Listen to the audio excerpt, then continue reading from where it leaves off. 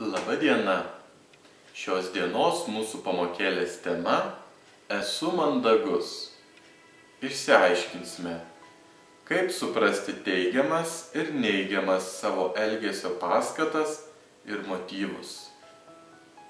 Senovės išminčiai bylojo: geras žmogus kaip pavasario diena. Paklausykime istorijų.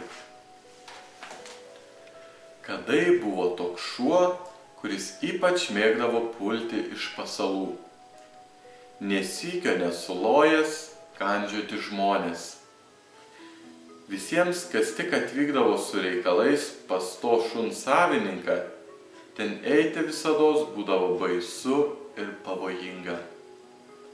Žmonėms besiskundžiant, ponas pakabino šuniui po kaklu varpelį, kad jis nebegalėtų nepastebėtas užpulti. Šuo džiaugiasi varpeliu ir prieš kitus savo draugus labai didžiavosi tokia pono dovana. Vienas senas šuo priėjęs prie jo ir taręs: juo mažiau, broliuk, didžiuosies, juo tau pačiam bus geriau. Bene manai, kad tą varpelį davė tau už kokius nuopelnus ar gerus darbus? Anaiptol, drauguži, tas varpelis jokios garbės tau nedaro, jis yra nešlovės ženklas. Atsakykite, kodėl šeimininkas pakabino šuniui po kaklu varpelį? Paklausykime antros istorijos. Yra įvairių pasisveikinimo ir atsisveikinimo formulių. Jas vartojame atsižvelgdami į tai, su kuo ir kokiomis aplinkybėmis sveikinamės. Įprasčiausi yra vardininko formos žodžių junginiai: labas rytas, laba diena, labas vakaras. Giminėms, artimiesiems sakome: sveiki, sveiki gyvi.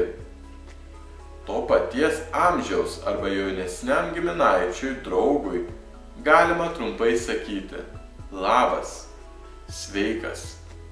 Bet nebus mandagu, jei šitaip sveikinsimės su vyresniais žmonėmis. Tradicinis lietuvių atsisveikinimo žodis yra sudiev. Ir jo variantai su Dievu, sudie. Visi trys žodžiai tinkami. Vartokite tą, kuris mums gražiausias, kurį esate girdėję iš tėvų ir senelių lūpų.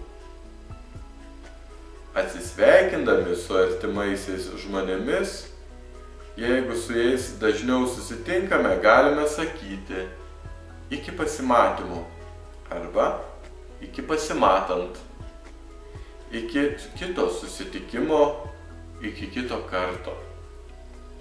Labai artimam žmogui ir trumpai tarstelime: viso iki. Atsisveikinant nereikėtų piktnaudžiauti neaiškios kilmės žodžiu ate. Šitaip paprastai sakoma tik kūdikiui arba retkarčiais, kiek juokaujant labai artimam žmogui.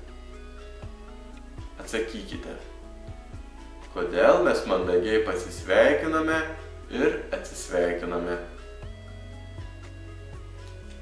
Taigi, koks mano veiklos tikslas, kodėl ir kaip aš noriu veikti? Šis klausimas padeda išsiaiškinti tikruosius elgesio motyvus. Pavyzdžiui, mandagiai pasisveikinu, nes gerbiu kitą ir noriu mandagiai bendrauti. Sakoma, kad mandagumas nieko nekainuoja. Ar žmogus iškart išmoksta mandagaus elgesio? Žinoma, ne. Tam reikia noro, pastangų ir paskatinimo. Mandagus, gerų manierų žmogus yra padorus, švelnus, neužgaulioja kitų, moka atsiprašyti, nesavanaudiškai padėti. Mandagus žmogus yra patrauklus. Su juo lengva ir malonu bendrauti. Pamąstykime, kodėl frazė malonu tave matyti gali būti ir teigiama, ir neigiama paskata bendrauti. Kas skatina mandagiai elgtis? Kokie motyvai skatina jūs gerai mokytis ir elgtis? Kokios paskatos dažniausiai lemia jūsų gerą elgesį? Kaip manote, kokios paskatos yra teigiamos? Kodėl? Kokie motyvai yra teigiami? Ačiū už pamąstymus. Mokiniai, šios dienos pamokėlė baigta. Nepamirškite atlikti užduočių. Sėkmės darbuojantis. Iki pasimatymo.